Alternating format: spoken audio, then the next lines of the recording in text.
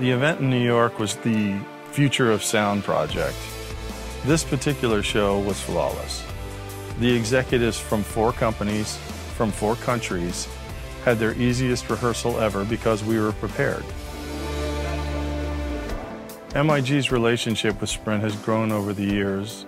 MIG has helped create environments that are not only functional, but also wow the press.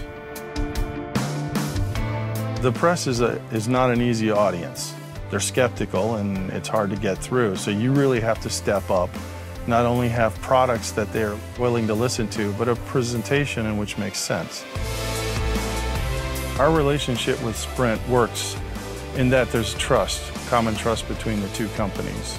Over the years and all the experience, we've come to know what is expected of us, and vice versa. We know what to expect from Sprint, and it allows for a more efficient production.